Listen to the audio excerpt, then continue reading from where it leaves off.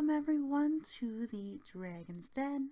Pull up a seat near the fire and choose a drink of your choice. We have coffee, hot chocolate, and tea. And let us dive on in. Today we are doing part 2 of my travel experiences and the lessons learned and the joys that I've had. We will now be talking about my travels through Europe as I lived there for almost 2 years teaching there. I will first start with just briefly talking to you guys about each country I visited. Then I'll start going into more of the specific trips, what I've learned, what I got to see and experience, and we'll have a really lovely time. So make sure you're comfortable, and if you are working from home, just listen in. Sometimes, I've been told, my voice is really good for storytelling. So let's dive into my story of Europe. While living in London, UK for 2 years, well, basically from August 2018 to March 2020, I had traveled quite a bit. I traveled all throughout England itself to cities like Manchester, Bath, Salisbury, Stonehenge, Oxford, Birmingham, Cambridge. I also had the amazing honor and privilege to go to Brussels, Belgium, where I learned a lot more about their personal history and their story of World War II. For me, that was the most important part of that trip. I also got to spend an entire winter break in Spain, traveling from Barcelona all the way down to Granada, over to Malaga, and up to Madrid. A wonderful experience, 2 full weeks of just beautiful Spanish sun, a lot of history, culture, and practicing my Spanish, which was interesting, to say the least. And then the next huge big trip I got to go was to Berlin, Germany, where I attended TwitchCon EU, the very first one that was ever held, and got to learn more about their perspectives, again, of the World War I, World War II, their personal history, all of these kinds of things, and it blew my mind. After that, I had a crazy 2.5 week trip with my grandmother. She came over and spent the last 2.5 weeks of summer with me, where we traveled up through Scotland, over to Northern Ireland, and then through Ireland. We did a little bit of, again, looking at museums, culture, history, but the most important part of that trip was our own personal family history, as my gran was trying to find more information from an ancestor of ours from the 1700s. So I will go into that a bit more, as that was a huge, really cool trip where I learned a lot about my own family. After that big trip through Scotland, Northern Ireland, I got to complete my main UK travels by going to Swansea, Wales for over a weekend. Beautiful place, lots of rain, lots of sheep, but I'll get into more of that here in a little bit. And my last big trip I really got to take before 2020 happened, we'll just leave it at that, was to Oslo, Norway, where I rang in 2020 with beautiful culture, beautiful lights, beautiful scenery, and again, another unique historical and cultural experience for me to go through. I did a lot in that 1.5 years, almost 2 years, and it was amazing. But there were some hard moments as well, which I will get into. Let's start. I moved to London, England in August. I got there August 9th, and I spent my first weekend, really, actually up in Manchester, spending a good weekend there with my friend Azu, which was really, really exciting for me because I've known Azu for years now, playing Minecraft together, building a really good friendship. She's a moderator for me as well on Twitch, and it was so amazing to finally meet her in person. I felt so bad. I was so jet lagged that whole weekend. However, I managed to just wiggled through the nerves, got to meet her pet bird. I had to have Tim Hortons there because in Manchester there was a Tim Hortons, a Canadian, very well-known Canadian coffee shop, and that was really exciting to me. We got my phone set up and organized, got me make sure I was connected to the internet, all those things, and kind of communicating with my roommates back in London to make sure I can move in and get there safely and soundly. So Manchester, though, was like the city I needed to see. I knew so much about Manchester because I will admit I am a football fan. Sorry, North Americans, I'll say soccer for your benefit. I'm a huge fan of soccer and footy. That my favorite team, and I know this might get a few boos in the audience, but my favorite team is Manchester United. Avid follower since high school, really, for that team. Back when the team was superb with like Paul Scholes, Wayne Rooney, Ryan Giggs. Oh man, there's a whole so many people. I was going to go through a whole list of players, but this is not a soccer podcast. This is a travel podcast. Piccadilly Gardens and the main central part of Manchester was like really exciting for me to see, and I really, really loved it. And where my friend is, she's located just north of Manchester in a little tiny town, and it was so cool to see that because, like, again, it was my first introduction to my picturesque storybook version and vision of the architecture in England. And yes, so many like tall buildings, and they were all like connected together, just beautiful like stone and brickwork. You get it. If you picture 18th century England with the cobblestone streets, the very fancy architecture, that was present. It was definitely there in Manchester and in parts of London when I finally got there. Now, London, I lived there, so I did a lot. It's going to be a little hard to kind of go into everything I did, but London was great.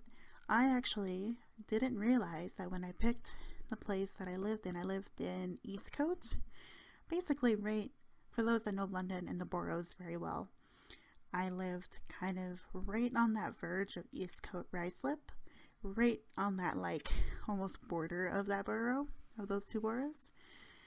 What was cool is that I didn't realize I was on the Piccadilly line, and that made me happy because I know the Piccadilly line goes into central London, and that's where you can get off to get to like Leicester Square, where like all the plays and theaters are, a lot of really good shopping and restaurants that's in that place, as well as Piccadilly Square, where again a lot of shows, performances. You can also get to Trafalgar Square from that area, and Leicester Square, a really cool place to get to central London. You can also get to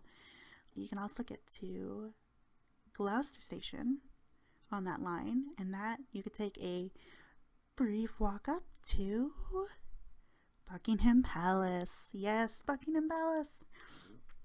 Oh my god, I was so happy. Yeah, I got pretty lucky living on that line. Plus, my work was in Alberton area, and this also, me being a football fan, got me really, really excited, as Alberton was very close to an area of London known as Wembley. Now, if you are a concert fan and you are a sport fan, you know that Wembley Stadium is located in Wembley, and that's where Team England, the national football team of England, play their matches, their home matches, is in Wembley Stadium. And yes, I'm going to make a few of you maybe a little envious and jealous, but I did get to attend an England game when it was at a new cup. I don't really quite remember what the cup was. It was related to UEFA, but it wasn't UEFA Cup, where they were in a group stage, and the match that I got to see, they managed to sneak out a win against Croatia, and that win put them at the top of the group stage. It was really exciting. If you know anything about football, what I'm talking about when it comes to group stages, to hear your team get to the top is just exciting. It's thrilling. Oh my goodness, it was amazing. I still have kept that ticket stub, by the way. Actually, that's true for all my travels. in Europe. I kept literally all the plane tickets, the train tickets, the stubs, the receipts, every museum ticket I got, everything. I've kept it all. In a way that a hoarder collects everything, I guess I'm a hoarder of experiences and tickets, I suppose. Because literally the other day I went through it all, and just to kind of spark my memory of some of these things before the podcast. And I was like, oh my god, that's right. In Belgium, I went to a chocolate-like museum where I got to see and read about the history of chocolate and how it became such a huge phenomenon in the world. I've also got to go learn and visit the house that Charles Darwin lived in for quite a while. And there's just so much. It was so exciting. Not Charles Darwin, Charles Dickens. My apologies. We'll make that correction right now. I got to go see the house he lived in London for a little while. I also got to go to Baker Street for Sherlock Holmes. All of you lovely literature fans out there will be a little envious of that. I got to go to the museum, the Sherlock Holmes Museum. It was definitely catered to tourists, I will say that. However, it was still really cool seeing like all the different little like pieces of evidence that you read about in the stories. Oh my goodness, I was fangirling so hard. There was also Madame Tussauds, so that's the wax figure museum, very famous, infamous even across the world. I never went because, I'll be honest, wax figures creep me out. I always see in the news every once in a while, well, they'll make a wax figure of someone famous, and it just creeps me out. So I never went, but it's so cool to see like how big of a museum it was. It was huge. I've also, I went to many plays as well. I got to go see Phantom of the Opera, but yes, performed in London in the Old Victoria Theatre. Beautiful theater, amazing play. I got very lucky that I got to see that. I got to see, with a friend of mine in the UK, a comedy about a bank robbery, which was perfect for her and I, because we have a lot of American friends between us, and we are from Canada, and we were living in the United Kingdom. That play catered to all three of our interests, or all three of our experiences and the people that we know. Very cool, very hilarious play. And then we got to go to that theater right off Piccadilly Square. I don't remember the name of the theater currently at this moment, but it was still pretty, it was beautiful. You see it right as soon as you exit the station. And then I got to see, for big plays, I got to see The Lion King with my aunt's mother. I don't know what that makes her in relation to me, because my aunt married into my family, not the other way around, so I don't really know her relationship to me, but she was super sweet. It was a connection from home, and she bought us tickets to go see The Lion King performed. It was phenomenal. Oh my goodness, just how they were able to use so many props and tools to make these lions come to life and be very animalistic. It was really cool. Very well done. Highly recommend it. So I also got to spend a lot of time near Trafalgar Square, specifically near, where was it? I just saw it. Specifically near Covent Garden. Now, Covent Garden is beautiful. There are so many areas and places you can shop and visit. There's like the Apple stores there as well, but also what's cool in that area for us Canadians who ever want to travel to London, there is a Canadian themed pub called the Maple Leaf. Very cool place. Very cool place. It feels like home. You're surrounded by hockey memorabilia, Canadian flags for days, and if you are missing that poutine life at home, they serve proper poutine in the place. The whole bar and everything is ran by Canadians. They get us, they know us, and if you bring a Canadian bill So like a $5 bill, $10, $20, whatever. And then you sign it. They will hang it up on the wall behind the bar. So that's kind of a cool little, like, haha, been there. You could put your little stamp on the maple leaf yourself. Really, really cool. And of course, living in London, I did this like very touristy things. So I've seen the Tower of London, I've seen St. Paul's Cathedral, I've been through the British Museum, which was amazing. Really, really cool, just how they have different parts of the world and their history and the artifacts all laid out. Very, very cool place. Trafalgar Square I've been to. I've actually been in the Canadian Embassy there, as I had to attend a alumni event from a university. So cool. I loved it. Very, very neat to be able to go there. At Trafalgar Square as well, many places to go and see in that area. I saw St. James Palace. I've been to Buckingham Palace. Well, I haven't been to it. I have walked around it and seen it. Took many, many pictures. Again, amazing.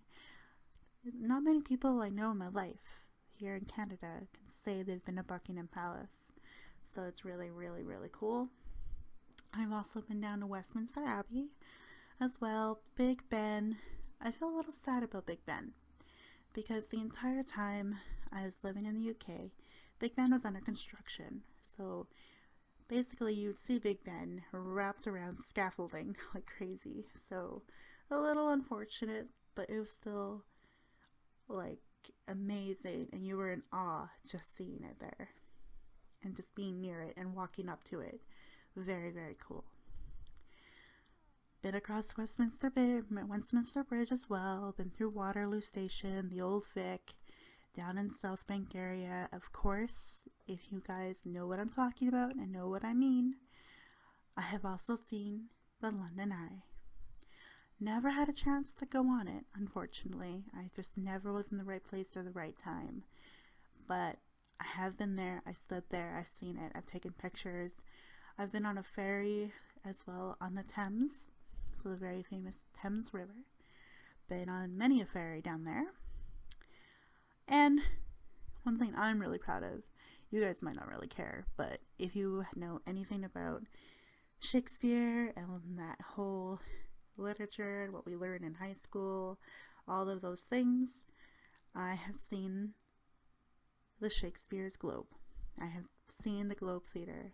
Oh my goodness, what a thing that you can admit, being able to see the Globe Theatre.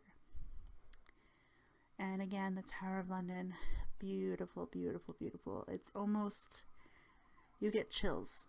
The Tower of London, that experience going down the Thames and like seeing it as you approach like the bridge too and everything, like Tower Bridge, you get chills. It's just, there's not enough words to really explain or describe that feeling. Amazing, amazing sight. I have also been to the Shard. I've seen the Shard as well. I got to be there, see it from a distance. I've been up close to it. Again, unfortunately, never been up to see it itself and be inside it, but still really cool that you be able to see it. I've done a lot in London. a lot. I've seen Kensington Palace as well. My goodness, I've been everywhere. Now that I'm like reviewing the map of London again, if you guys can think of something big in London, I most likely have either seen it from afar or been over it. Also, part of the, what's it called? Oh, the Transfer for London, like the train system and things like that. They also have a cable car that goes across the Thames River. I have been on that at the most beautiful time, right at sunrise. That's where Vidcon London was. So I've attended Vidcon London. And I decided to get up very early one morning, like one morning of the con. And I was like, I'm going to do it. I'm going to go take that cable car and go across the Thames. And I want to see if I can get that sunrise. And I did. It was beautiful. One of the most amazing views I have ever seen. So I've been in the ExtraLife London Centre, of course. Oh, London, I miss you. I miss you a lot. So I lived in just basically right near the Heathrow Airport, just directly north. I lived in the Ruislip East Coast area. Then I lived, the second year I was there, I was in Harrow, so again, a bit more closer to Wembley, and again, a fantastic part of London. Even in that area where I lived, there's a lot of greenery, like parks and things to walk through. You don't feel like you're in London, you feel like you're just kind of on the outskirts, which is nice. It's really, really great. I talked about London for quite a while there, so let's move on to me. So London, Manchester, I've been there. Manchester, I've been able to do the SeaWorld. So going through and seeing go through the aquarium in Manchester was really cool. I got to do a tour and attend a Manchester United game at Old Trafford Stadium. It still gives me chills to this day because I got to attend a Manchester City and a Manchester United game. And I have never been to a sports event where the electricity and just the environment in the stadium was so intense. It was so exciting. You could not sit still. I was like wiggling in my seat with the atmosphere alone. Amazing, amazing experience. My team lost, but we were under some interesting coaching at the time, so yeah. However, I will never forget that experience in my life. Manchester. So Manchester, London, done. One of the first trips I took after living in London for a little while was to Bath. I went to Bath, UK. Now, if you guys know Bath in that area, you will know that just nearby is a historical and amazing monument called Stonehenge.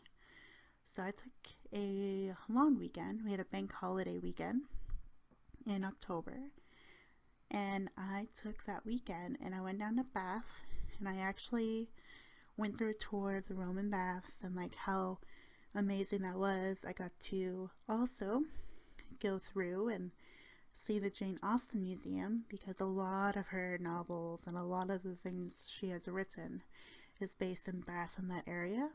So there's a Jane Austen Center where we walked through and learned a lot about her life, her inspirations for her works, her really awesome relationship with her sister.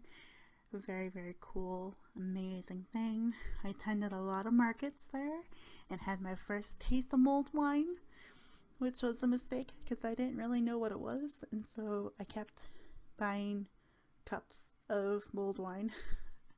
I get very tipsy at one point. Lit up. And I attended a bar. I went to the oldest bar in Bath as well, and then watched a Manchester game because I could. But what was the best part was I went down to Salisbury, which is a little town not too far away, and that's where you can take a tour bus up to Stonehenge. Out of everyone that I've met that has been to Stonehenge, they've had unlucky weather.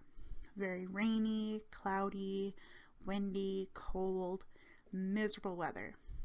However, it's funny because when I stayed in Bath, that was the weather I had. It was very rainy, kind of slippery, cold, windy, not very fun to like wander around.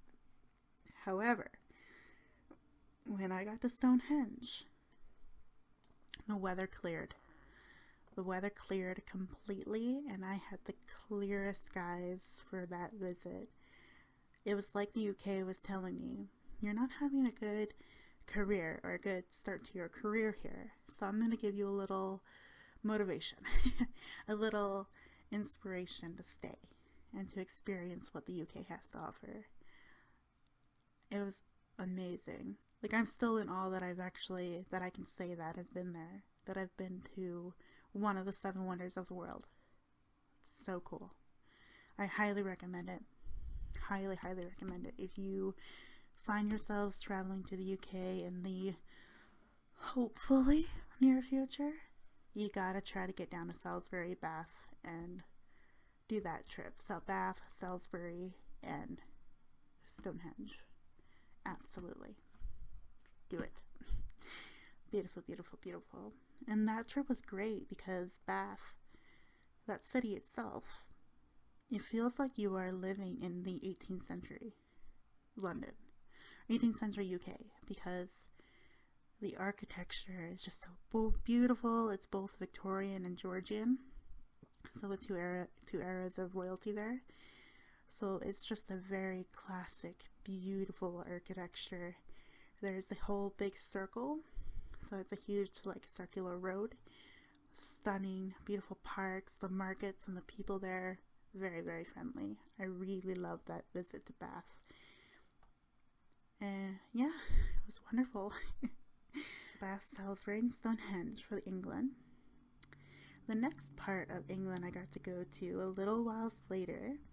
The school that I was working for had an amazing opportunity for students who were higher achieving and like more able to attend a conference at Oxford University. I happened to headline myself with a colleague who was working directly with them, and we both had started a homework club. It happened that she needed another supervisor to be on that trip, and therefore I volunteered, and I ended up in Oxford, UK.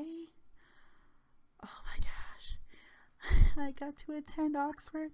Well, not really attend Oxford, but I got to walk on some of the campus, like some of the campuses in Oxford, go through the halls, see some of the dormitories. We had a couple of speeches and presentations on the programs being offered there to students and to adults, how to get funding, all those things. It was really, really cool. It felt like you were in a movie. It really did. It felt like you were like walking on a movie set, except this movie set was real. It wasn't constructed in Hollywood. It was real. It was there. You were walking on it. It was so cool. You almost felt smarter too, by the way. You almost felt smarter just walking on that campus. It was really, really cool, and something that I'll always remember. Again, a very, very cool trip. So far, as you guys can tell, there wasn't a lot to learn from these trips so far. I managed to kind of do well when I traveled throughout England, because I knew that London wasn't too far away. I didn't need a whole lot of money if I had to go on these trips. I had everything like usually pre-booked and pre-planned, so that I didn't have to pay much even when I got there. So I was pretty smart with my budgets when it came to these travels through England. So again, England was a really cool time. A couple more places left. I got to go to Birmingham. Now, Birmingham is interesting. A lot of the locals, like in London, were like, "Why are you going to Birmingham? There's nothing to see there." And I was like, "What? How dare you?" Birmingham is known as one of the bigger cities in London. So it's like London, Liverpool, Manchester, Birmingham. Like those are the top 4 usually that people know about. So I was like, heck it, I'm going to Birmingham. I must go. I must see it. And I must say, well, I got to see a lot of the like soccer stadiums for Birmingham, like oh my gosh, I can't remember. Oh, Birmingham, I'm sorry. Birmingham, as much as I was in awe of London, Manchester, Bath, and all those other places I've mentioned so far, Birmingham did not strike me. It didn't really capture my heart. There was one part of Birmingham that I really, really liked, and that was the Aston Hall and like the Aston area. The Aston Villa Stadium is what I got to see. Right.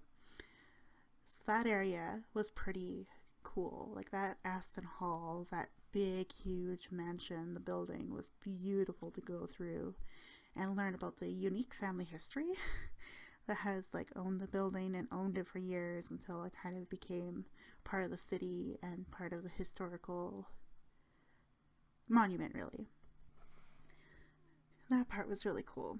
And I got to do a couple cool things. I got to go to Cadbury World. So if you guys know the Cadbury milk chocolates and such like that, I went to Cadbury World. It was first really invented and created in that part of the UK near Birmingham.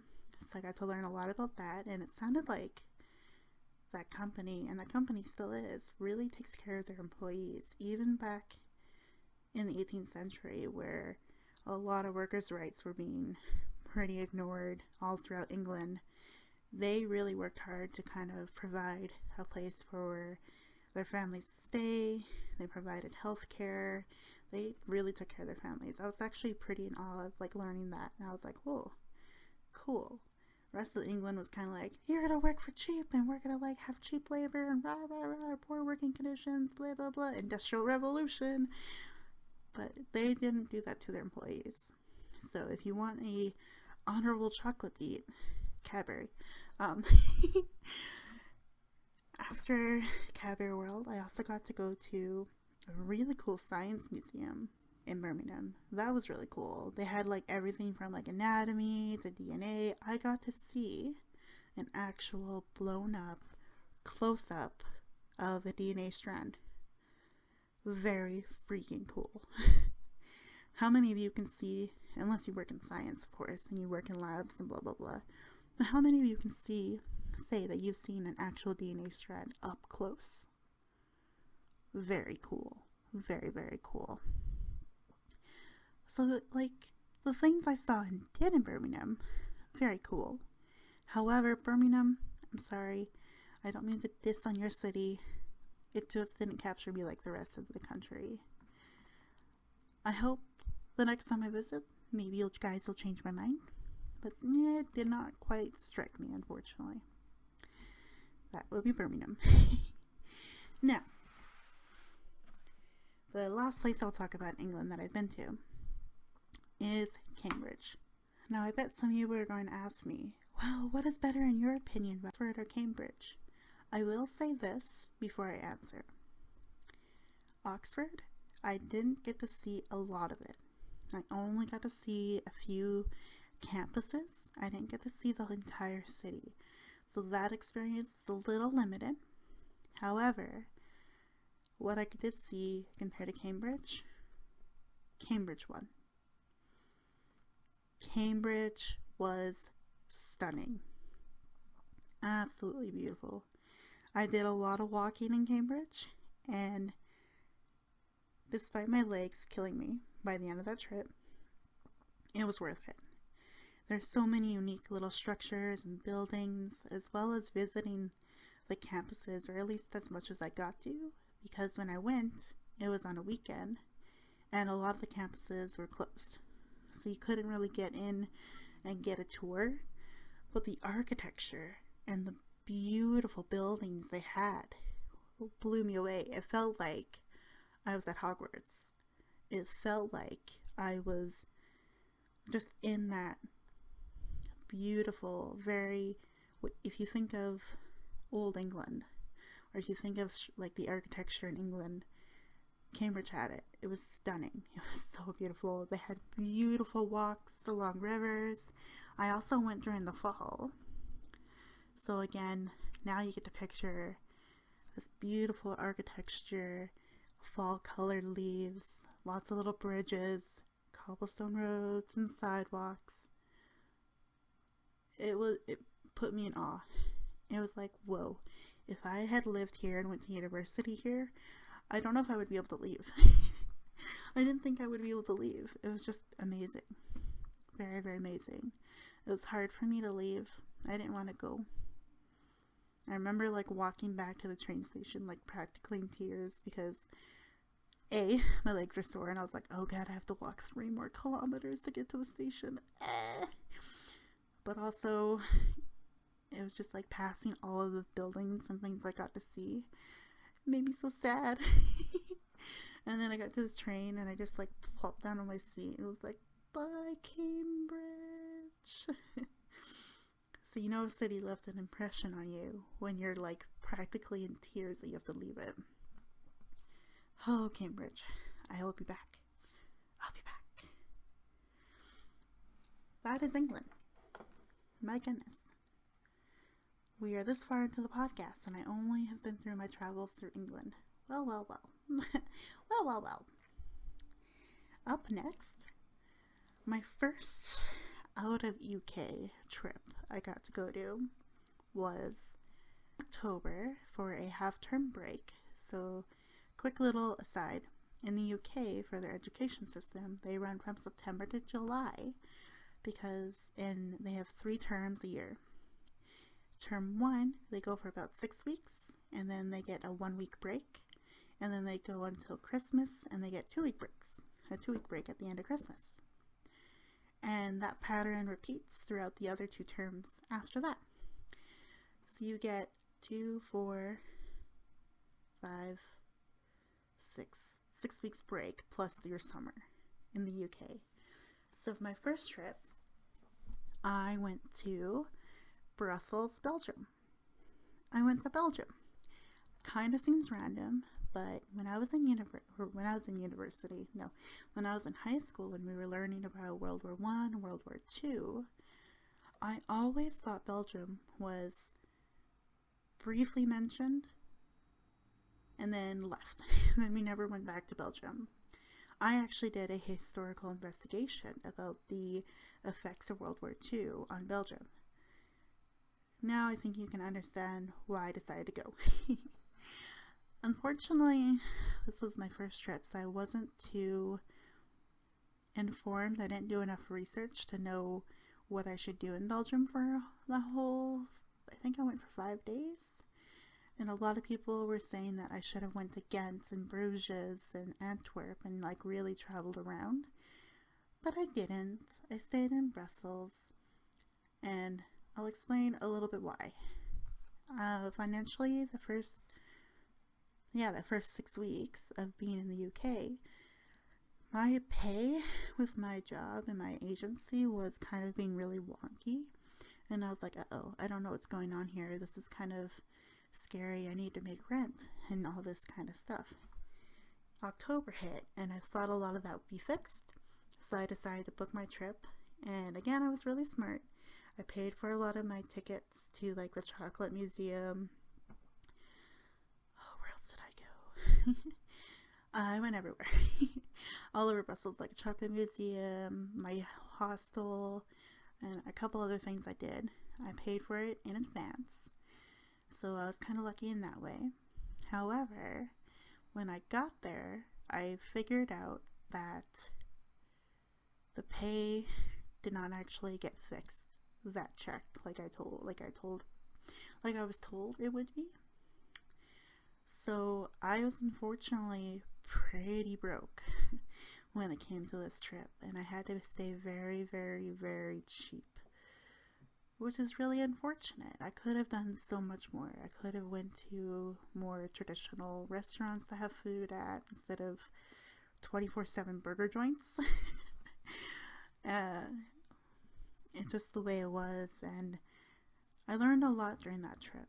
I learned that that I need to budget better. I need to accommodate and take in that while I was able to pay for a lot of attractions and things beforehand, I still need to think about food. I need to care about water and transportation.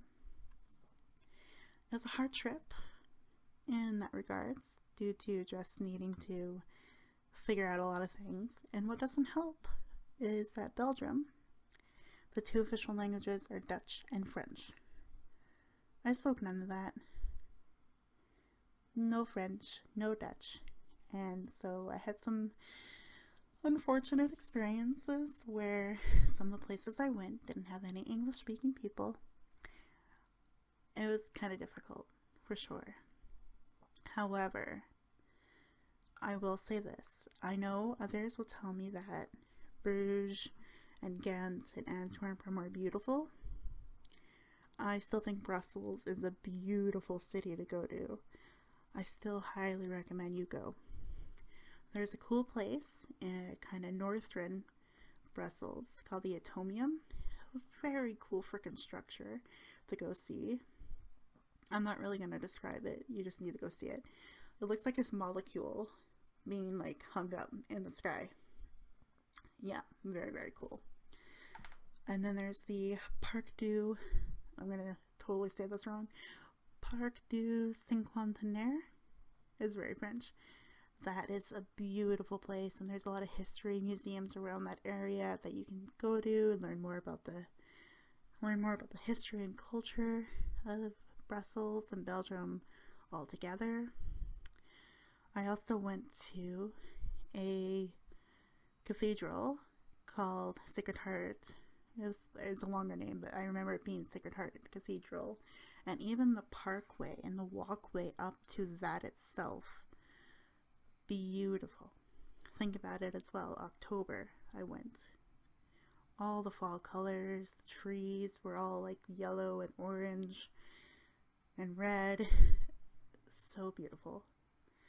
So beautiful. Even a lot of the government buildings and the Justice Palace and like a lot of these places. Oh my gosh. It was beautiful.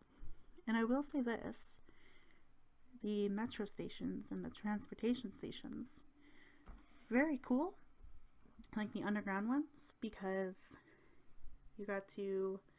they're all painted and tiled, so in very like stylistic, very beautiful. I went through a chocolate museum and got to see that, as I mentioned before, and I got to see a really cool comic, like a comic book museum that explained a lot about how comics first really entered Europe through advertisements and things like that, and then people started to combine little stories into like little books, and that's kind of how comic art and advertising and books came. It was really cool, really fascinating, amazing. Despite a pretty rough start in trying to figure out money and budgeting for the trip, I will never forget Brussels. It really opened my mind to other perspectives of the wars too. We in North America really only get taught very surface level things about the war. Very surface level. To actually go to a place that's been brutally affected by the war, the way they present it, you would think there would be a lot of bias and a lot of hurt feelings and that kind of like the emotions and everything, but the way they did it I think was really cool, because I didn't know that. I assumed it was really only mainland Europe and England that kind of got affected by the wars, where they took the most damage. We know in London there's the Blitz, and then of course the troops moved through Netherlands, Belgium, France, all that kind of history. I won't get into it too much. However, all of that impact really did spread elsewhere to even like these Scandinavian countries in the north, everywhere. And so they presented all that. They presented a Czechoslovakian perspective, Bulgarian perspective, a Norwegian perspectives. They had that all laid out, and it was very cool. Brussels wasn't the only place that actually had that either. They also had that in Berlin. When I went to Berlin, I thought I was feeling heavy feels going through Brussels and that history, but Berlin, being in the heart and center of like where the SS police were, where heavy decisions were made, how they moved from Munich up to there, the Terrorplatz, all the buildings that used to be there but no longer are, that were like centers for the Nazi regime. That's heavy. And then of course the Berlin Wall, seeing parts of that still constructed and still up. Just even thinking about that and remembering it, there's like a weight, like a heavy weight on your heart, realizing just how influential those events were and how impactful it is. So Brussels was the first trip that really made me more aware of it and wanting to know more, and has sparked the travel fever when I was in Europe, to like go and learn these very personal perspectives of the war that aren't part of the main allies or part of the main countries involved.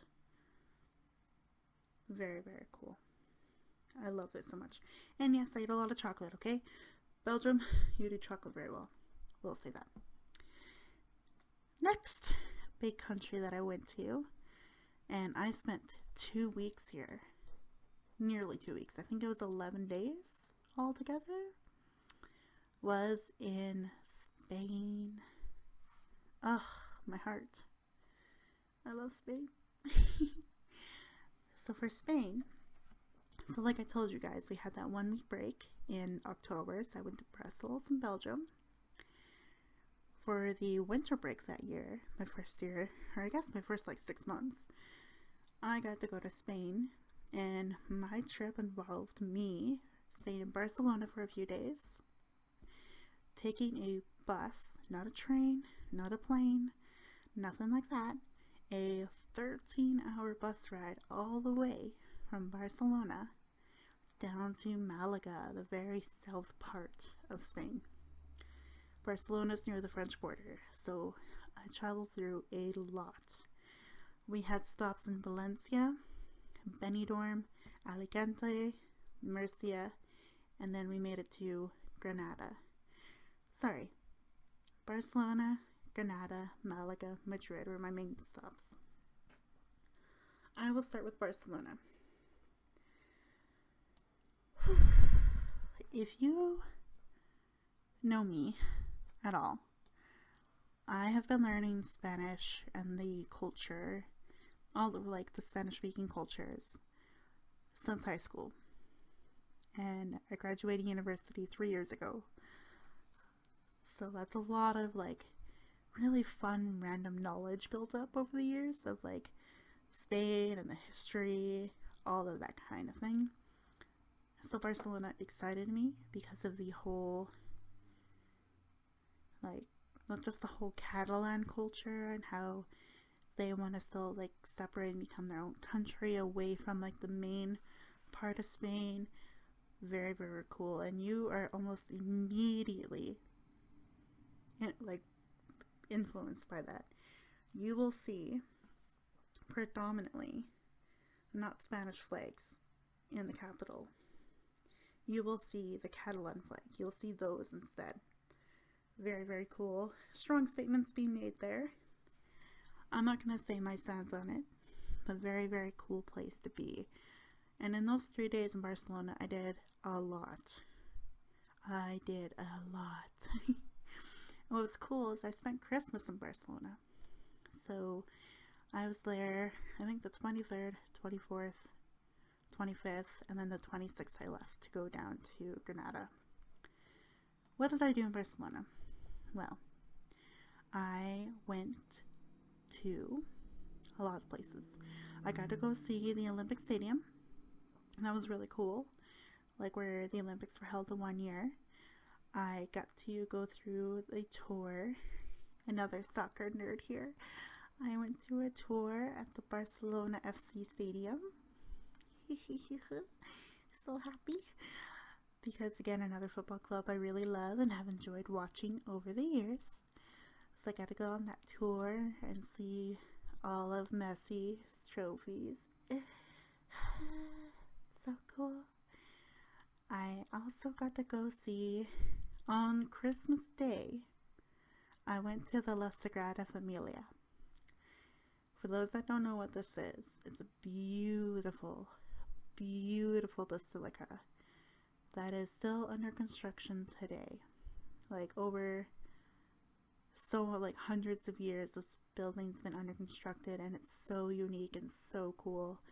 And being there and like hearing beautiful music and Christmas songs on that day, amazing experience.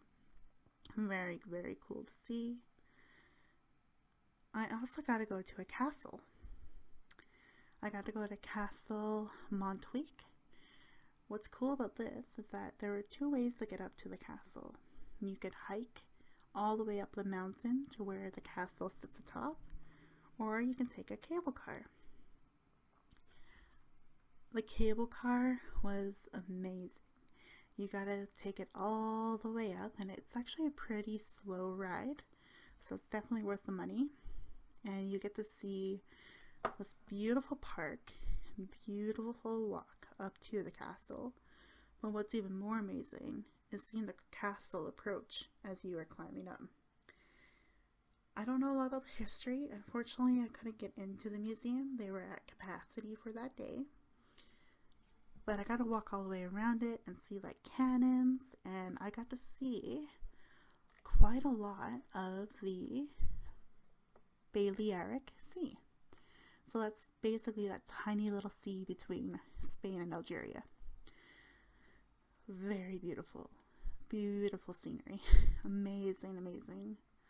And seeing cannons and just going through and reading the signs along the park. Very, very cool. I really love it. I think it's still part of my historic moments on Instagram. I can't remember. But that's how much I loved it. I made it a historic moment on Instagram for me. I also I did a lot of walking, and I was really fascinated by architecture again.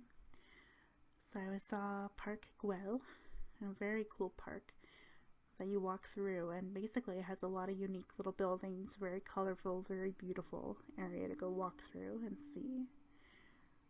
As well as,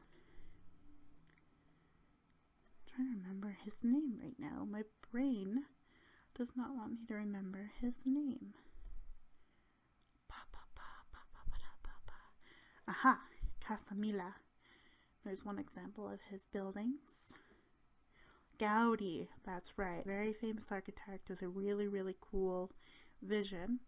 I went around and did a Gaudi tour and saw a lot of his Catalan architecture and his buildings. Very, very unique structures. They look like boats almost.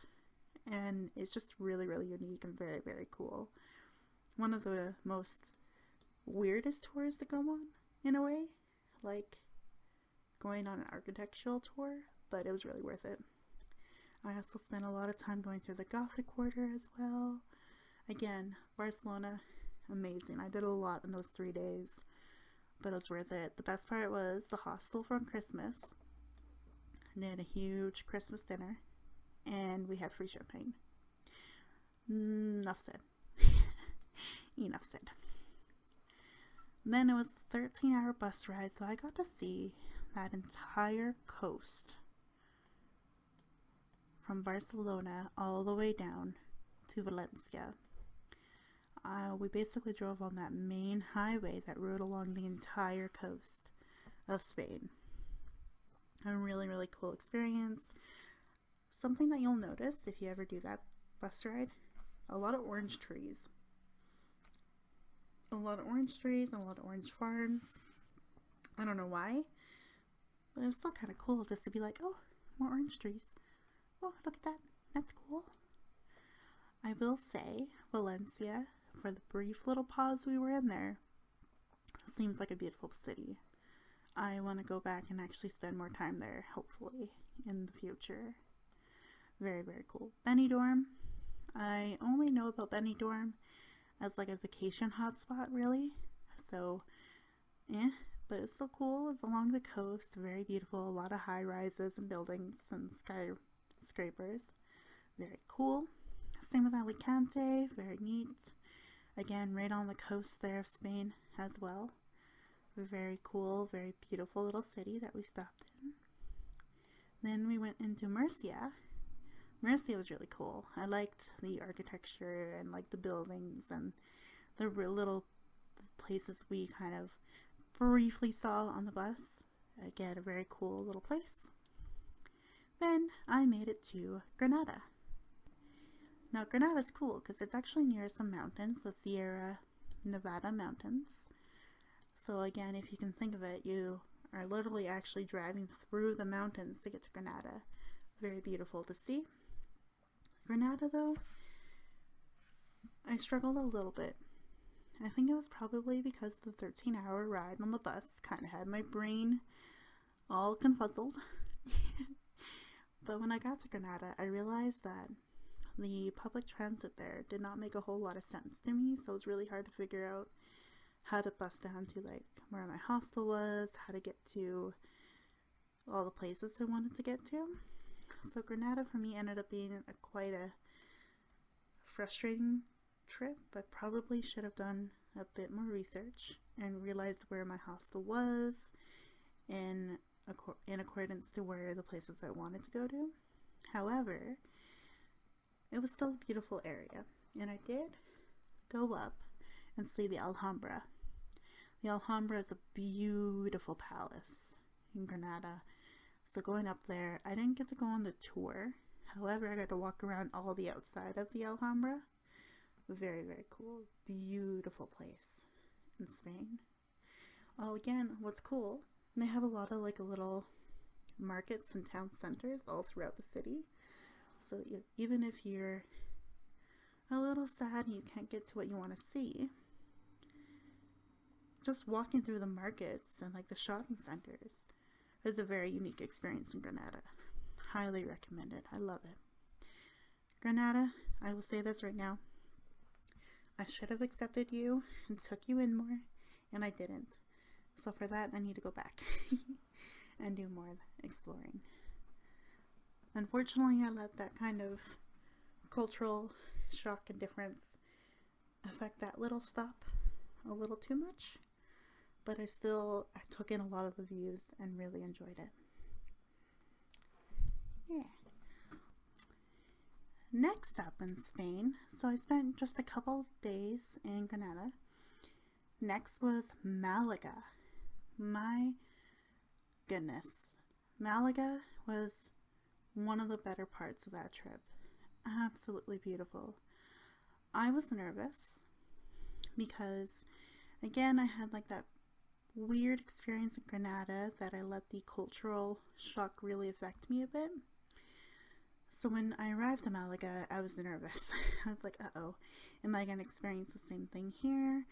I don't know a lot about Malaga, what's going to happen here. However, that city blew my mind. It was beautiful. It's right on the southern coast of Spain. So that is the Alboran Sea. And even just going through the port, like the Puerto, was stunning. You got to go all the way down this like beautiful walkway along the Playa de... Oh, my Spanish is a little rusty, I can tell. The Playa de la Malagueta, like down the beach there. There's this beautiful walkway that leads to a lighthouse. Absolutely beautiful. And when walking through Malaga, it felt like you were absolutely walking through a typical European city. A lot of like outdoor cafes, beautiful cobblestone streets again. You can feel the city was alive. There was a lot of culture, a lot of excitement, a lot of people. It was really beautiful. Plus, what made me really happy being in Malaga, it was the warmest out of all the cities I've been to. Now, you guys all know I'm from Canada. And for those that don't know, I live in Canada. So when it comes to winter, this time of the year, Canada is really cold.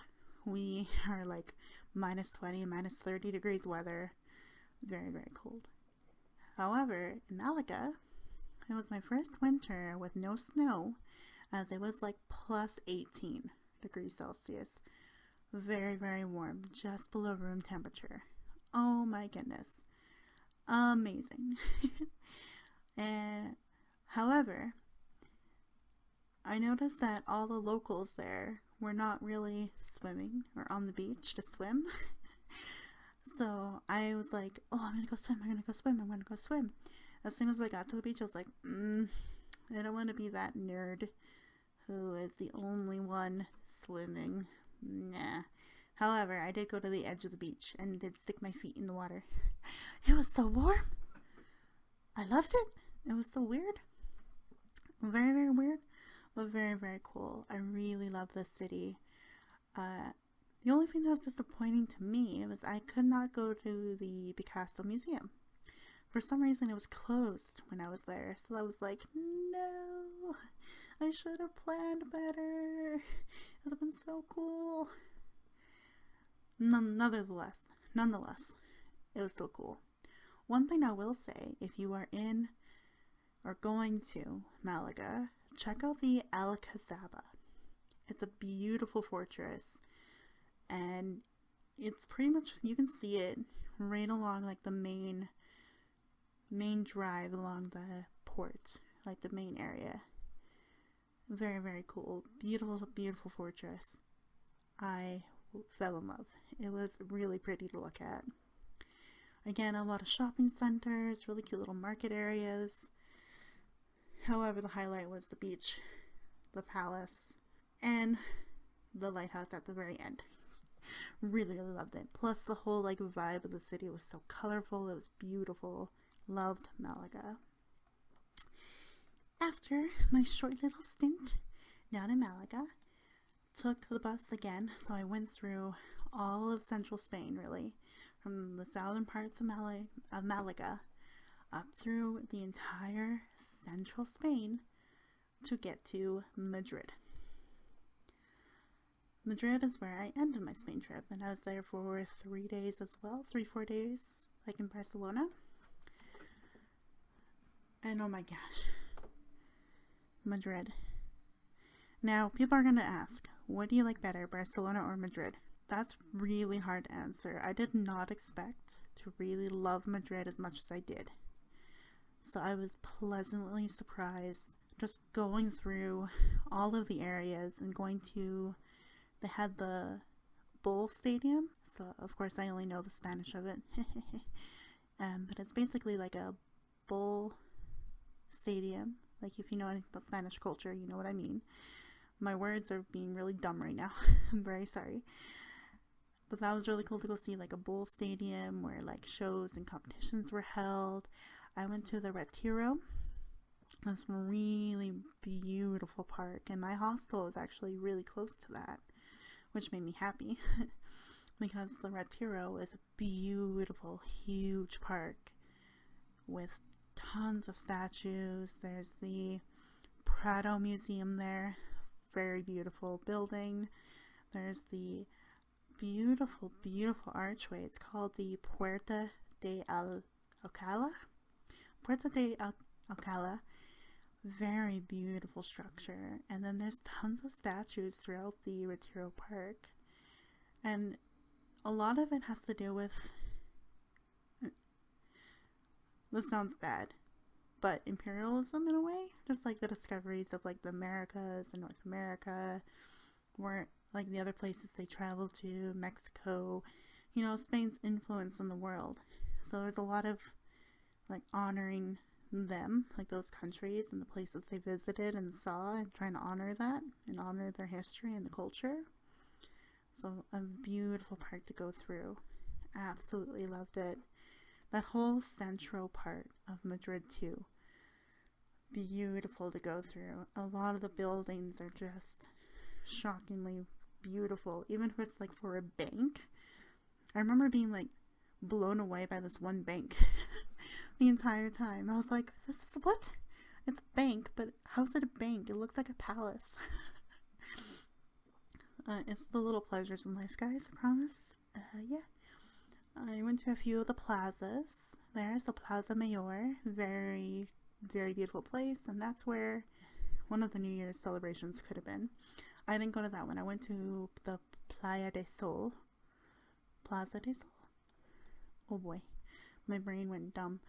But I went down there because that's where the main celebration was. But I went there the day before just to really check it out because it's my first time there. And oh my god, even that area was beautiful. The buildings, structures, everything. I loved walking through that whole central part of Madrid. It really was just amazing. I got to go also see the Real Madrid Palace, or the Royal Palace of Madrid, Palacio Real de Madrid. Beautiful building, beautiful structure, even the entire walkway down through like the plaza in front of it. Amazing. Just, again, if you guys can't tell, I'm fascinated by architecture. the buildings, the parks, the statues, just all of that. Very, very cool. Very, very cool. Now, my soccer friends, why did I say that twice? My soccer friends, you're gonna be surprised. I also decided to go, for the sake of it, to go to the Real Madrid Stadium. I went to the Estadio Santiago Bernabeu. I went to the enemy stadium. However, I went up there for a couple of reasons. I don't remember exactly all of them. There's like a couple parks and things, but I also heard that outside the stadium, there are these little like benches that had all the countries that have played there for various like events and things. So there are like these little benches that were wrapped around trees and statues, and so each country would be on it, like Brazil, United States, England, France, Argentina. All these countries were all around these little benches. I spent a little too long there trying to find Canada. I didn't see Canada, but that's because we're not that great at soccer. It makes sense to me. Whatever. So that's why I went there. I didn't go for a tour. I didn't go look at all the things in honor of Cristiano Ronaldo. I went for the structure of the stadium because it is beautiful. And I went for all those little like monuments to all the countries that have played there. Very, very cool. A nice little touch, I think, to that area. And yeah, I really loved Madrid. What I will say though, my trip kind of ended a little sadly because as New Year's Eve hit, when I woke up that morning, the 31st of 2018? Yes, 2018, I started to have a cold. I could tell. I was sneezy. I had like, you know how your sinuses get all blocked? That was how I was feeling. I was like, no, it's New Year's Eve. I need to stay up late. I need to go to like the plazas and I need to get champagne and grapes. And I need to go celebrate. I'll explain the grapes in a moment. But yeah, so I ended up having to take that day, instead of me going to explore more places that I wanted to see, I stuck to the local hostel area and took a lot of pictures and walked a lot, wrapped up in warm clothes because I didn't want to get more sick. And I got myself a little tiny bottle of champagne, and I got myself 12 grapes. Let me explain the grapes. In Madrid, maybe all of Spain, I don't remember how far this little tradition extends, but apparently when it hits midnight on New Year's Eve, you need to eat one grape per bong. So, you know, the 12 bongs. You have to eat one grape per bong, and if you don't finish, or if you don't eat all 12 grapes, your following year could be full of bad luck. If you manage to eat all the grapes, you'll be full of good luck, prosperity, all of these things. It's a little weird, but I kind of liked it, so I decided to partake.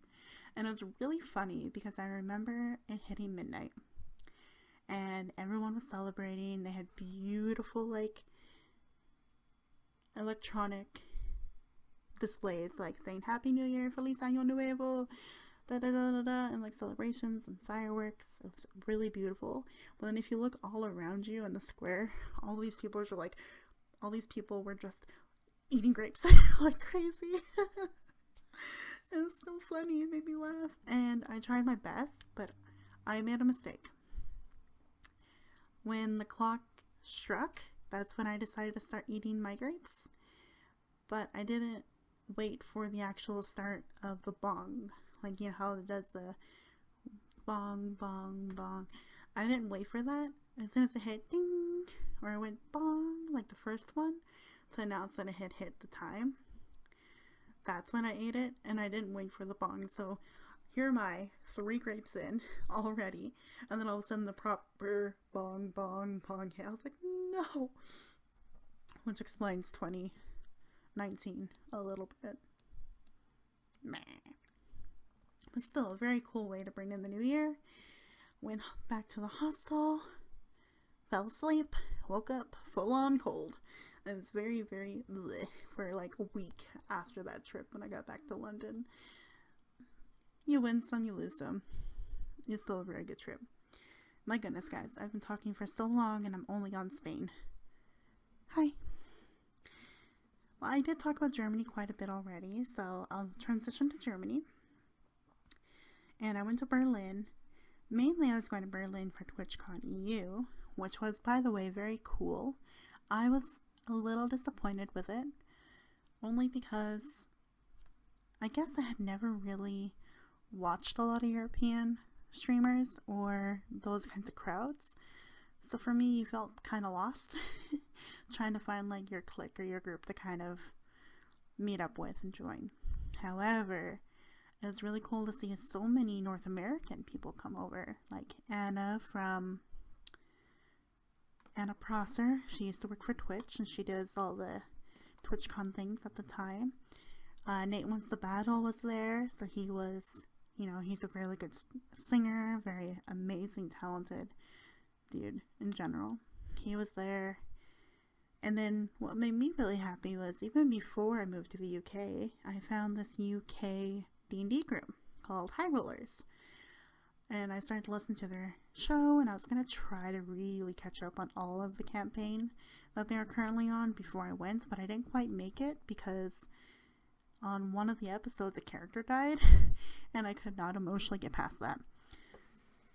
Lo and behold, a lot of spoilers happened because I met the entire crew minus Kim. She couldn't come. That's part of the D&D crew. She couldn't make it, but I met Chris Trott, Tom Sazel, Mark, and Katie from the group. I was so happy because Katie was so nice to me and she listened to me talk about my cleric.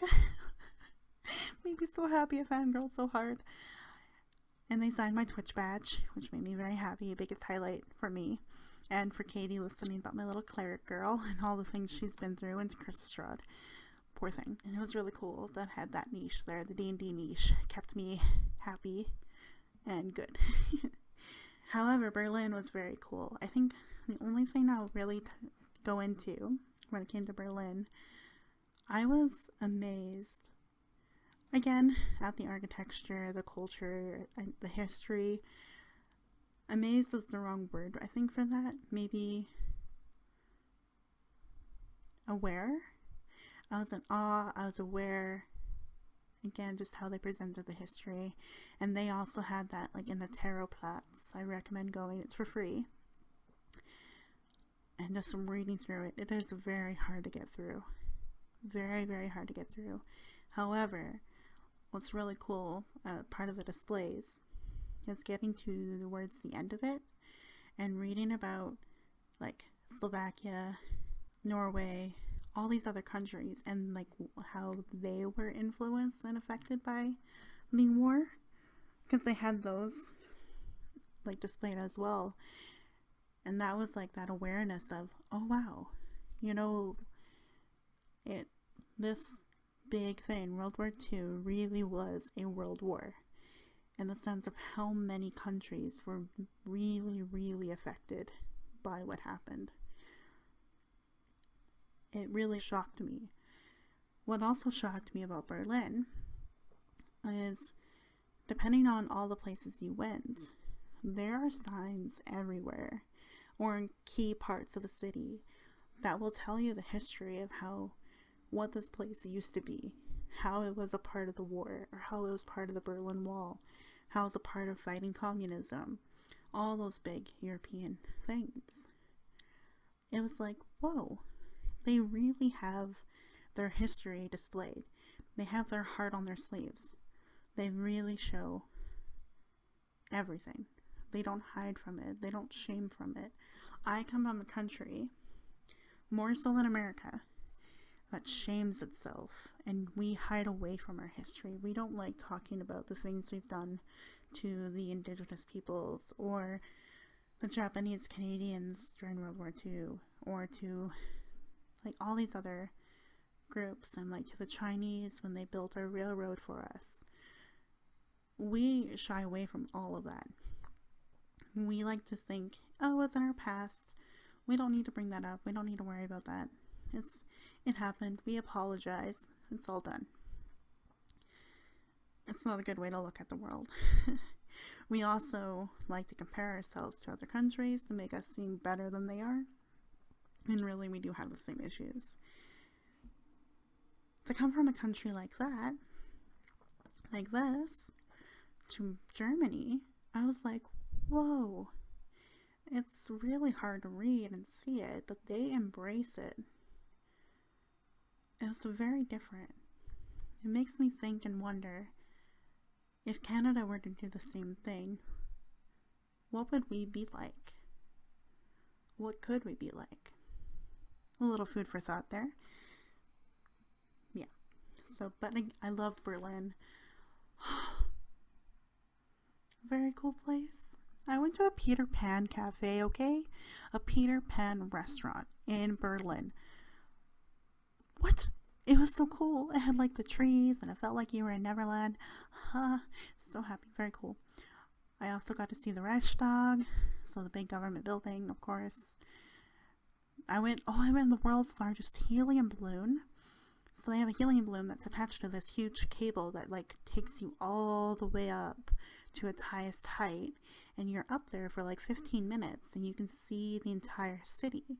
I was very smart and waited for my last day in Berlin to do that, because then when I was up there, I could point out, oh, there's the Reichstag, there's Checkpoint Charlie, there's the river, there's the Peter Pan Cafe, there's all these places.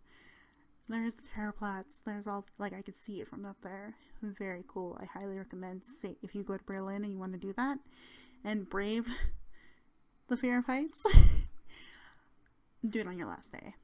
Plus, the weather in Berlin was kind of meh for, like, the middle part of my trip. The first day was great. The few days in between the first and last day, kind of rainy, cloudy, meh. But then the last day, it completely cleared up. I got really lucky in most of my trips with clear weather at the right time, which is good. I loved it. But Berlin was amazing. Just the openness of the history, their culture. And people there are really friendly. Even if they don't know English, they will try to help you. That's what I've realized. When I was trying to get directions to the Peter Pan Cafe, because Google Maps was not having it, this one guy, he was so nice. He was just like, he knew what Peter Pan was, because obviously that's the name of it, so it would be an English name. But he didn't know restaurant, and so he thought I was talking about, like, the childhood movie. Oh, it was so precious. And then finally I, like, wrote down on paper, because he managed to tell me that I don't speak English good.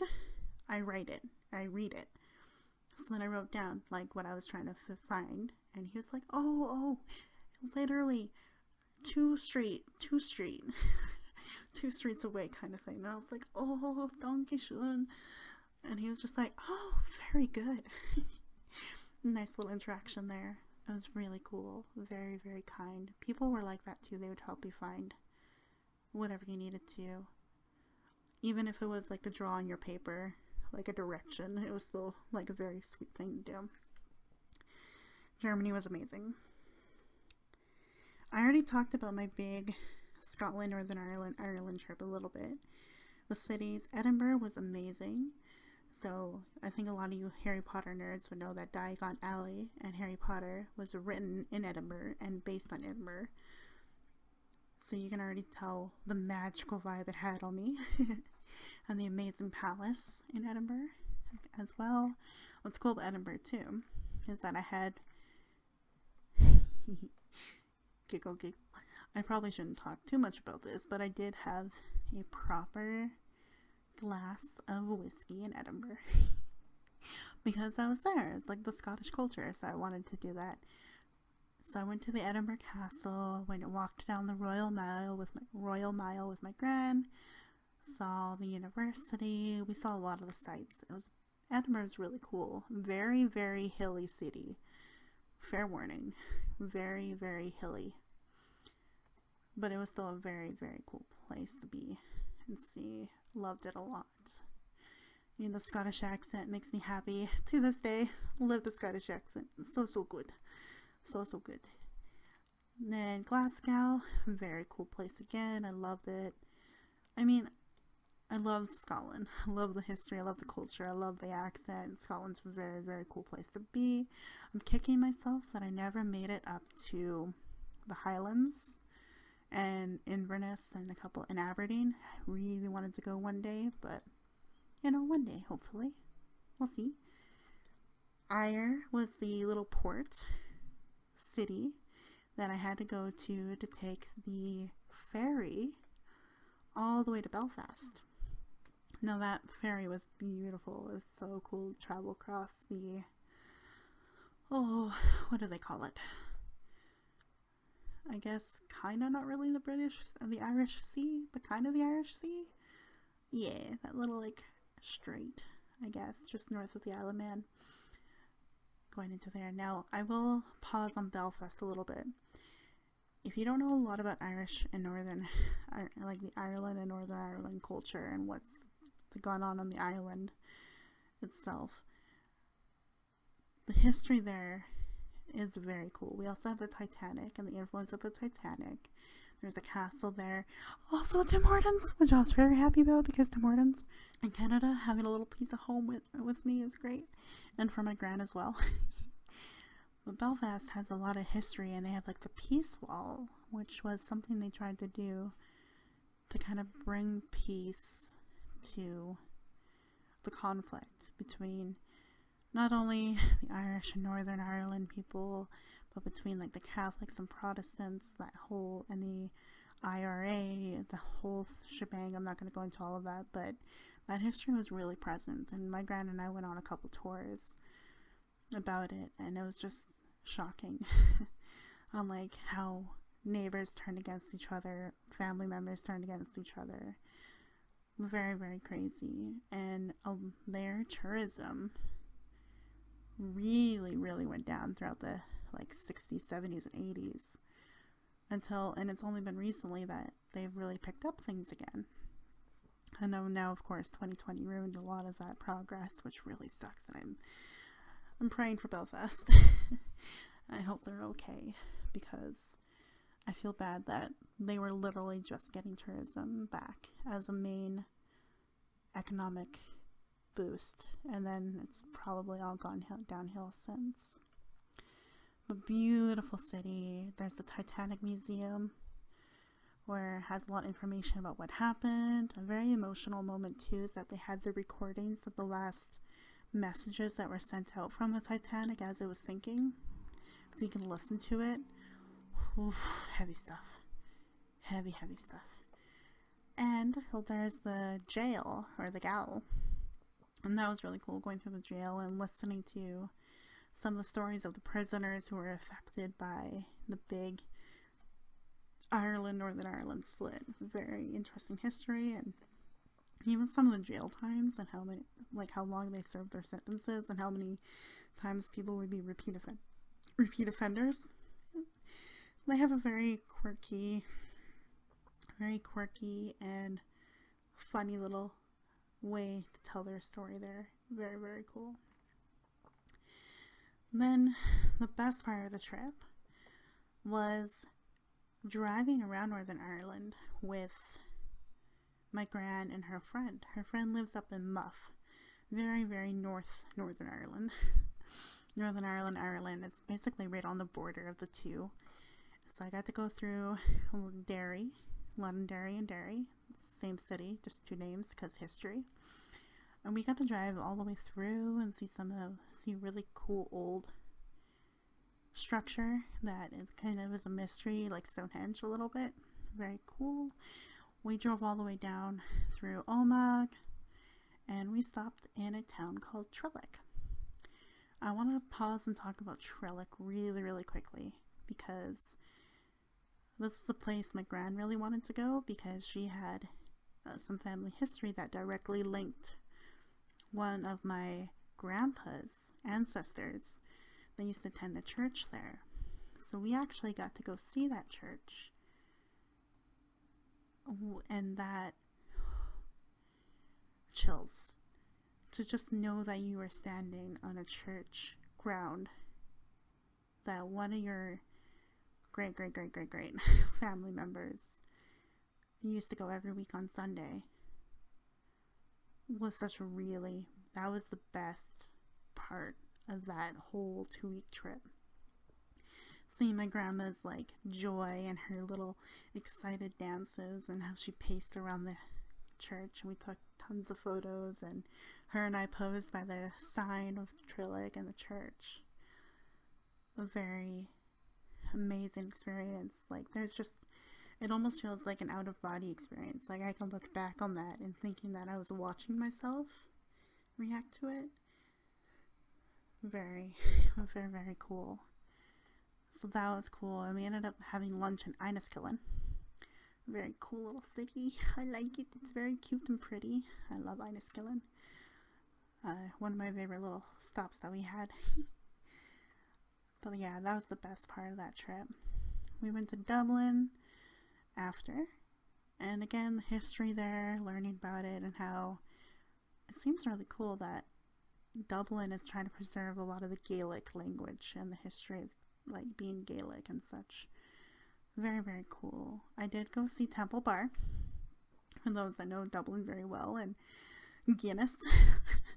I did see the Temple Bar. I went to Trinity College as we went and saw the Book of Kells, a very famous book that has a lot to do with like religion and Catholicism and such. Very cool place to go.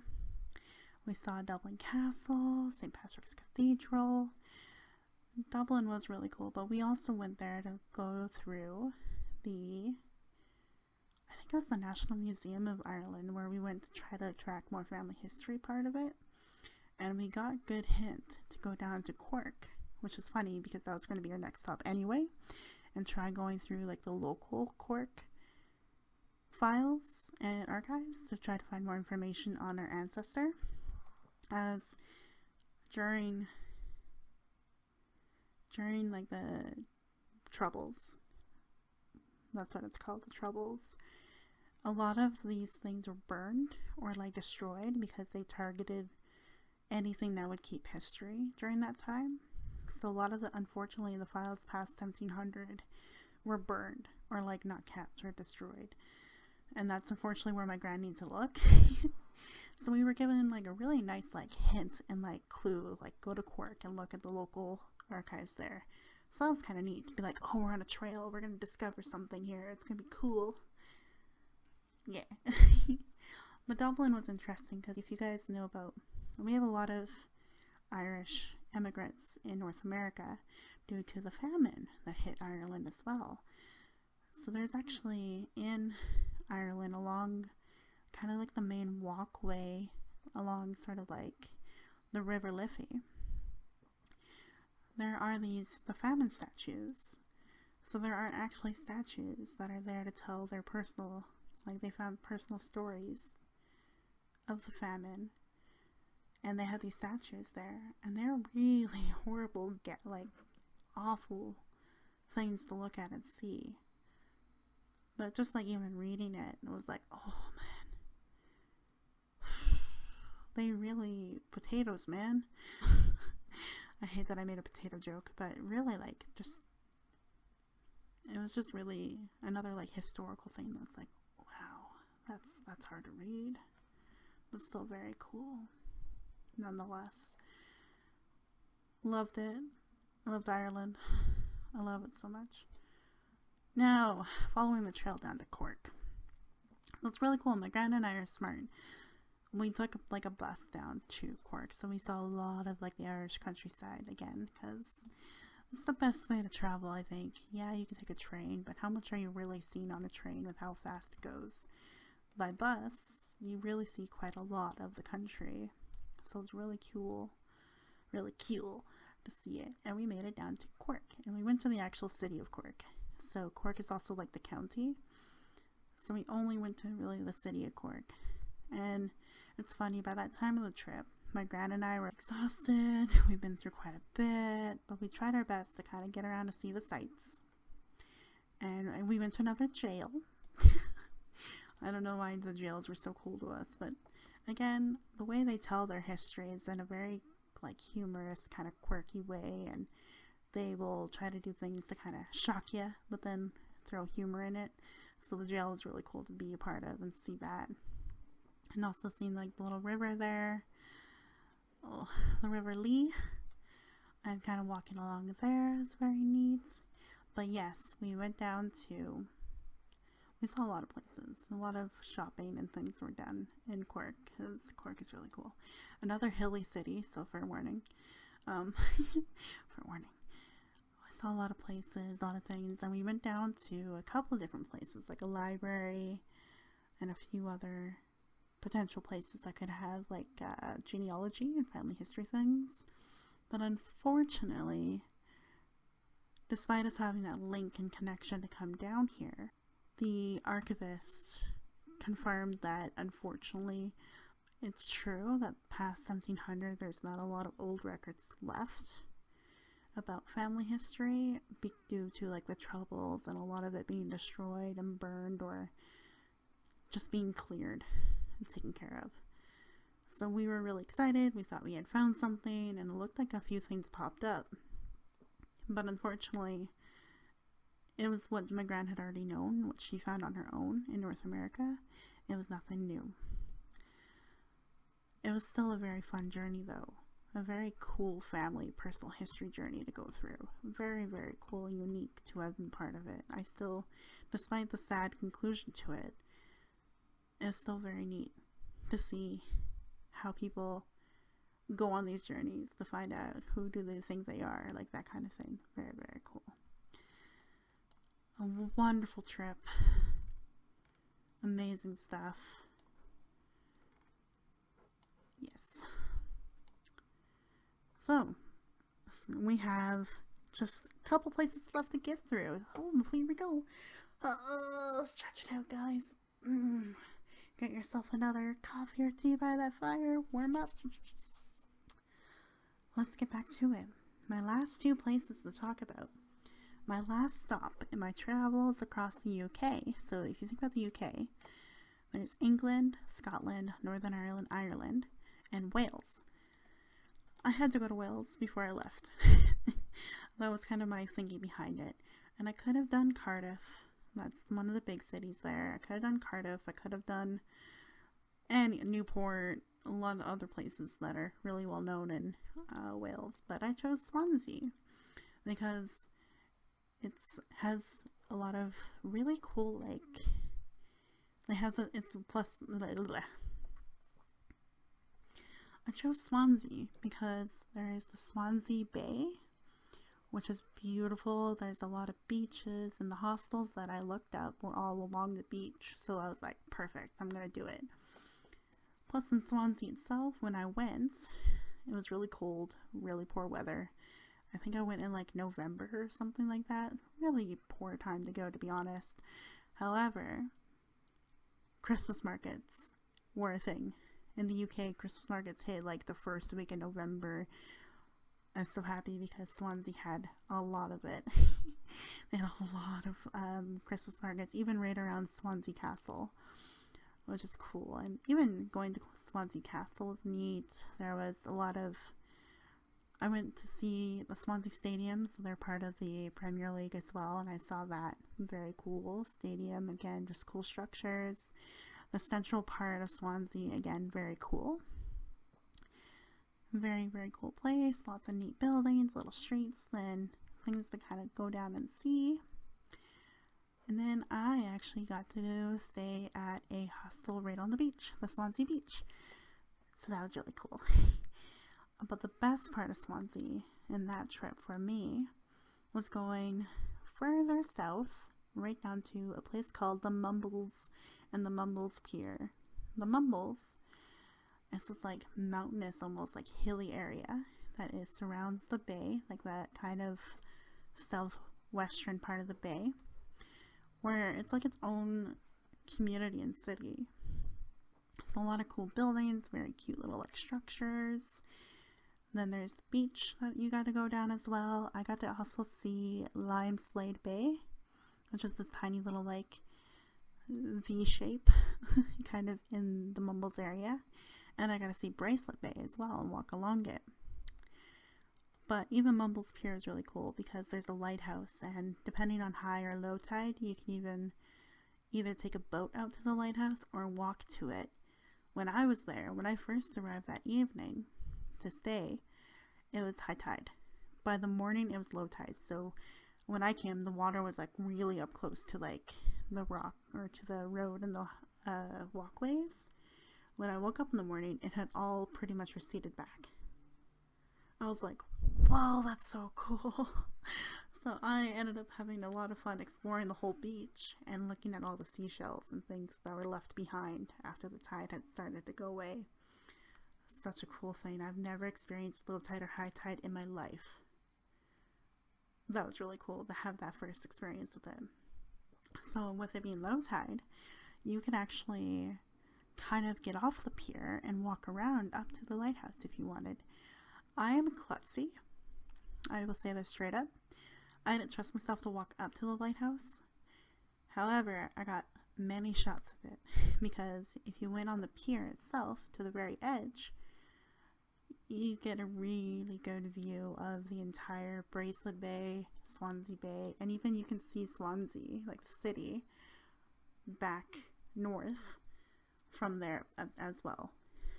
A very cool experience. Really, really enjoyed it. Swansea was beautiful.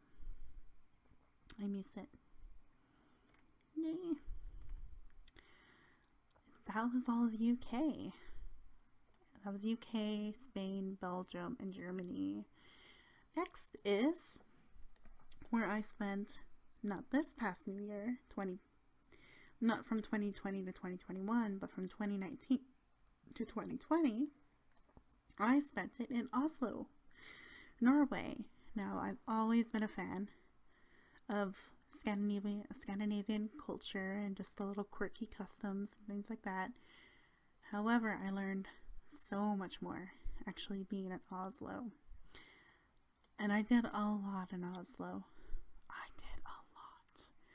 I saw the Royal Palace. I went to the cathedral, the Munch Museum.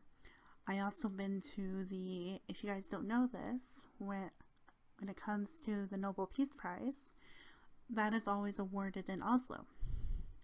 So there is the Nobel Peace Prize Center that's there as well. There's also the City Hall. And the City Hall is where the ceremony is held. And then the Nobel Peace Prize Center is where they keep like all the prizes and the information and really cool displays about it all and information about each person who's won it. Very, very cool. I also, this is again some more World War II history. I visited a Akershus fortress, and apparently that fortress used to be actually under occupation of Nazi Germany at one point, as a lot of the countries north of the mainland were either given like an ultimatum: we'll come in and completely take over by force, or you can sign an agreement and we'll just work together. So the fortress is where these negotiations were held, and at the time Oslo, or the Norwegian government, saw what was going on and decided to sign peacefully with them. At least that was one story I heard. There's other stories as well of like what really happened. It's hard to tell, of course. Over the years, different stories get shared and passed along. Hard to tell, but that was one story I heard. Interesting. I saw the Oslo Opera House. Very, very cool building. Very uniquely structured. Google it. I promise you, you'll be like, whoa, cool. What else did I do? I did so much. Oh. I also got to go down and see, I also got to go on a winter cruise. So of course I went end of December over to January for the New Year's celebration, and I went on a winter cruise that took us through the Oslo Fjord. Very cool freaking little tour. seeing all these cute little like houses and the Viking ship museum and all these bathhouses that people used to, they would have a house behind, like they would own a house behind the bathhouses. Then they would bring all their swimming gear or all their like bathing gear with them, get changed in separate bathing houses, and go swimming. Very weird kind of tradition and custom, but it was just kind of cool to see all these little houses and just really go on a really chilly but beautiful boat ride right along the like Oslo Fjord. Very cool to hear some of the history and how people own some of these islands all by themselves in the fjord. Some of them have summer homes where they can like escape the sun and the heat by going on to their summer homes and go swimming. Just unique little histories like that I really adored. What I liked a lot about the City Hall in Oslo is that you have all the Norse mythology and some of the stories of like their gods kind of along the outside of the building in these wooden frames and structures.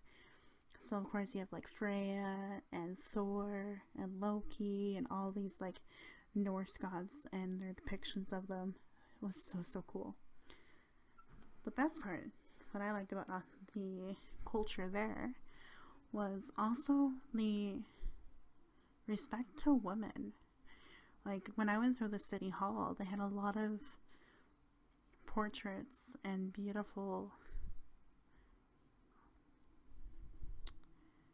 I guess, portraits or pictures or just these little like framed stories of how they celebrated women throughout history. I thought that was amazing, you know, especially when we're in a world where we're trying to find equality and balance for women still to this day. Seeing that actually in a place like Norway was very cool. I think they had a lot of history where they do respect women and have a lot of love and pride for women. So that was really neat to see it and read more about it. I was like, wow, man, we can learn from this. You know, we should honor and love our women. Yeah, really cool. I also got to go to a Norse folk museum, which is really cute. Seeing like some of the old structures they've brought down from like northern Norway and how they used to live and keep warm, and it's so cool. Like honestly, Oslo is just this really unique, amazing experience, and there's not enough words to explain it. I honestly just really recommend you go. Have some of the local cuisine. They make a very good stew and very good marzipan baked goods. We'll say that. Very, very good stuff. And yeah, I learned a lot traveling through Europe. Some of these lessons were learned in harsh ways, like in Belgium, where you planned ahead and you booked all these things ahead, but didn't realize all of these things that you did need still, like a budget for food, a budget for this, a budget for transportation, to really maybe pick up on some basic Dutch and French to communicate all these things, and then really taking in those harder experiences, even in Granada, where I let the culture shock and just the old style of the way that city was built affect how I got around and how I viewed it. Was hard. But just taking those experiences and making sure that the other trips I took were going to be better budgeted for, better planned for, where you learned a few phrases just in case you do get lost, that kind of thing. That helped me a lot in Germany. As I said, I was able to kind of use very broken German and broken English to kind of ask for help when needed. And people, I will say this, in all the places I traveled, most people will be willing to help you. I will say London depends on where you are. There are some really, really busy parts of London where people are just on the go, so they won't necessarily have time to stop to help you. But for the most part, I will say Europe is a very friendly place. They are very open with their history. They accept things. They share it with you. They're willing to help you. And there is a lot to be learned. I think if you only take what we learned in North America or in North American education about Europe, it's not enough. I will say that. Try, even if you can't travel to these places ever, I recommend if you want to look more into history or their culture, try to find resources from the actual place. I think you'd be pleasantly surprised or even shocked about what you'll find. It's not enough to read what we've read in textbooks. I'll leave it at that. So, at the end of this podcast, here's a few things that I'm gonna really outline for you guys. Travel. Number one, travel. If you can, if you have the opportunity, if you have the money, if you can budget for it, travel somewhere. The things you learn while you travel are shocking. From my first trip to Vegas, where I realized how Americans viewed Canadians and how the stereotypes are really heavily played and forced upon us when we go there, to realizing different perspectives and how much influence there really was during the war, to even how houses built out of wood will actually keep you warm in the winter. There is something to learn every place you go to. I recommend not just doing the touristy trap things either when you go. So this is so step one, travel where you can. Step two, you're going to learn a lot from your travels, whether it's budgeting woes, culture shock woes, to just even more about the culture and the history. Do it. Step number three, you're going to learn more about the people. I think you're going to start to tear away at some of your stereotypes or preconceptions of people. For me, I thought Germans were going to be, I thought they were going to be harsh, or they're going to be drunk all the time. That's what my preconception was from when I was younger. When I got there, totally not true. Sure, you ran into your few people who were drunk. Sure, every place has that. But they were really nice. I find Germans are helpful. They would let you go first if you both come together somewhere. It's important to travel so you don't have these judgments and these notions of who people are. Because most of the time, they'll probably be wrong. So travel, get out there, learn something, start breaking down your preconceptions, and really get to the source and other worldviews and viewpoints of what happened in the world. You'd be really surprised at how a different place or a different culture will view the same thing that we have experienced. So maybe in a few years from now, after COVID and such is pretty much gone, or at least manageable, it would be really interesting to see how each place and each country dealt with it. Because it probably won't be the same as Canada or the UK or New Zealand. It'll be very different. And I think it'd be cool to reflect on that. Those are the things that I kind of wanted you guys to take away from this ramble. Traveling is so worth it. You become a very much more open-minded person. I think you are more accepting of others. You sort of see the world in a better view, in a better lens than you did before you traveled. So I will leave you guys with that last thought. Thank you guys for joining me in my Dragon's Den. I hope you guys were cozy, enjoyed the stories, and I hope you will come back and visit next week, where we have more coffee, hot chocolate, tea, and we'll talk about another story and experience. Then we will see you guys later. Bye!